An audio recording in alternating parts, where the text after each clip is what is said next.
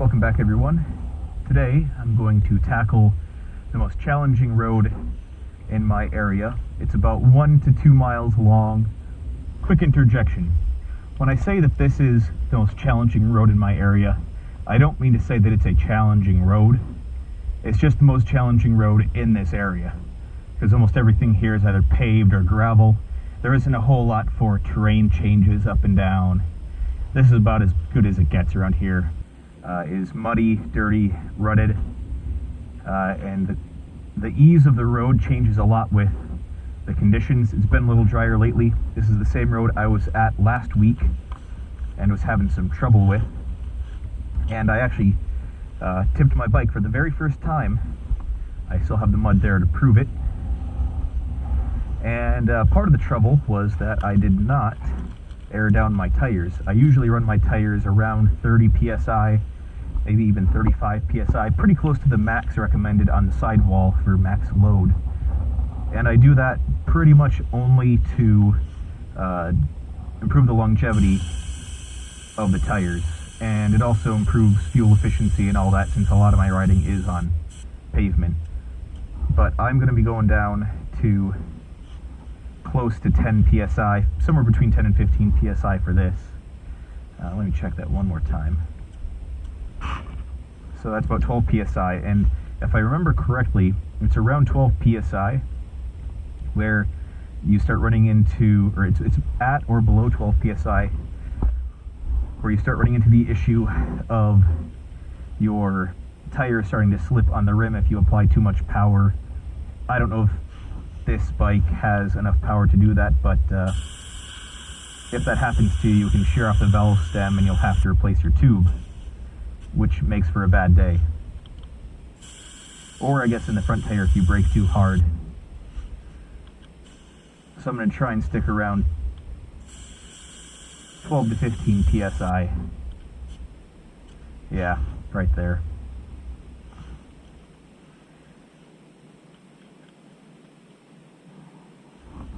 And that should make the tire just a hair more grippy in the dirt. Will I really notice it? I'm not sure. But every little bit that can help, because last time was very challenging. I think it's going to be a lot easier today since it's been drier. So, without further ado, let's get on with it.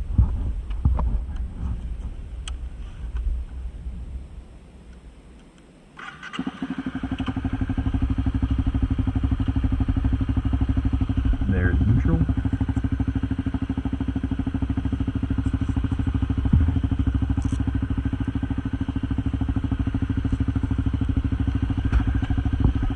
Here we go.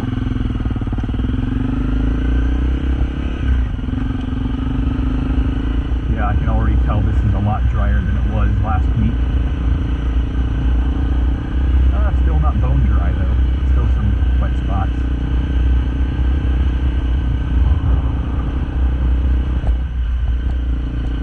But forgive me for not intentionally going in the muddiest part, because I'd rather just go the easy way.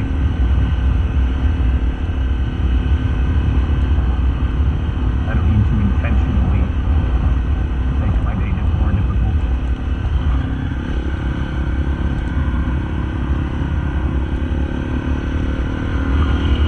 And this part is the easy part of the road. Up there is where it's going to get more difficult.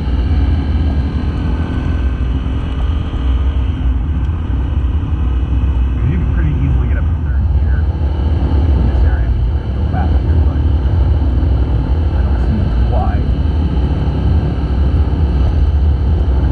Up in this section it starts to get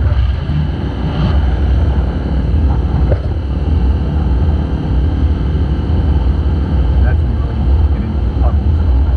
Yeah.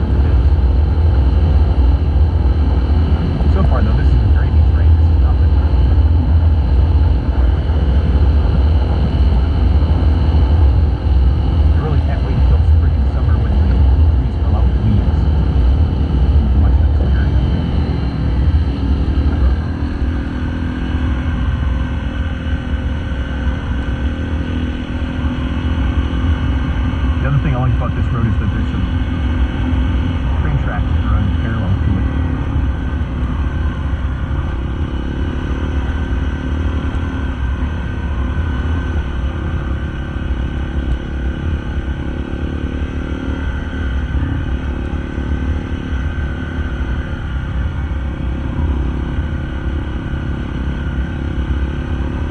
This is where I was already starting to have some trouble last time, right down in that part. And as you climb out of it, it got a lot better.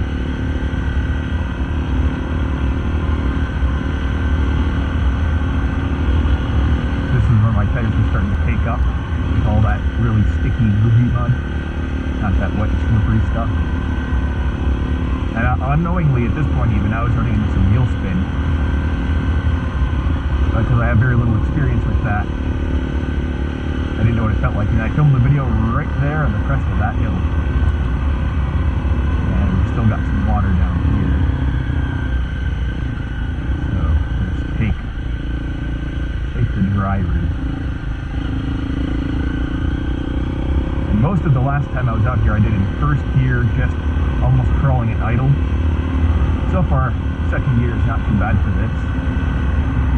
But now we're getting into the really muddy portion.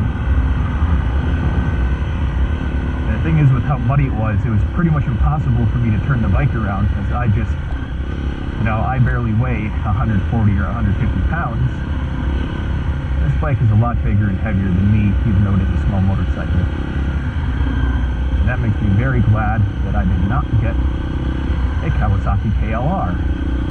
Not that it's not a good bike, it's a great bike, but way too small for that bike. If that bike tipped over, no chance I would ever be able to pick it up. This bike, however, wasn't too bad, but if I had to pick it up more than maybe 4 times, I'd be done.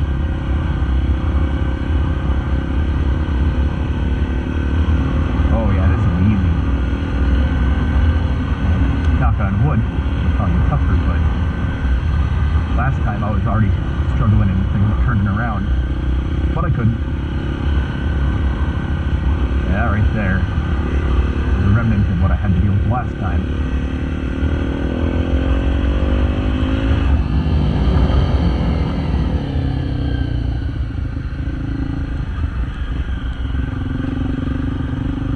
Let's avoid all that.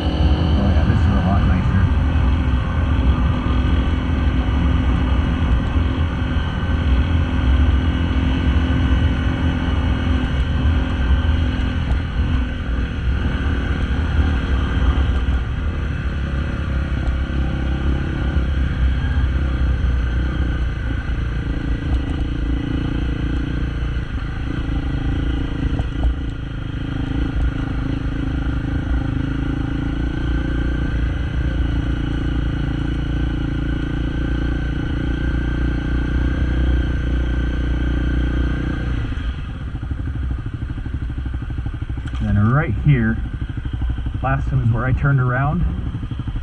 That whole thing was such a big puddle that it was completely impassable. I don't know if I want to even bother chancing that again.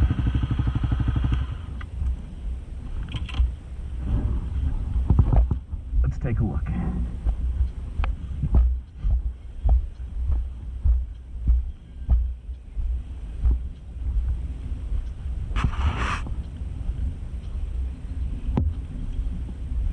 Yeah, if I kept it right in here, I could probably just about make it, but looks like whoever made these marks with the truck, or maybe it was it's probably side by side or a four-wheeler, got really stuck there. So yeah, I don't think I'm gonna bother with that. No way. But the end of the road's just, you see where that bridge is over there, up and to the right, and up the hill. So I'm going to turn around right here, and I'm going to call it. So sorry for not going through the mud just for the memes and the lols in the video, but I don't need to make my day any worse by getting stuck in there and having to call in the cavalry. So I'm going to head back that way.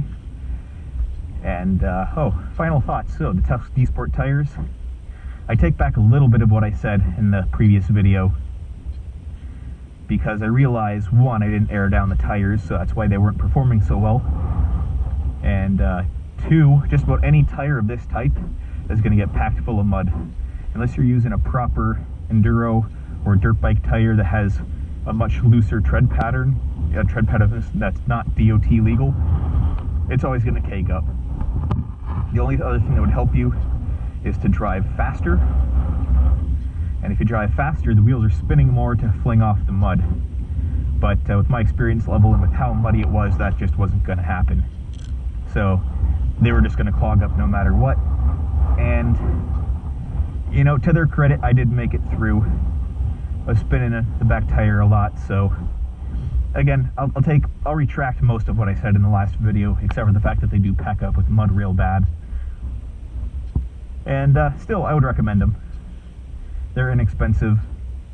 They last a long time so far. I mean, I can't remember exactly how many miles are on it. It's probably 1,500, maybe closing on 2,000 miles so far, and you can see how much tread is left. But again, I run mostly at about 30 psi. If you run lower psi, they'll probably wear faster. So I'll stop yapping. This video's gone on long enough. Till next time, see ya.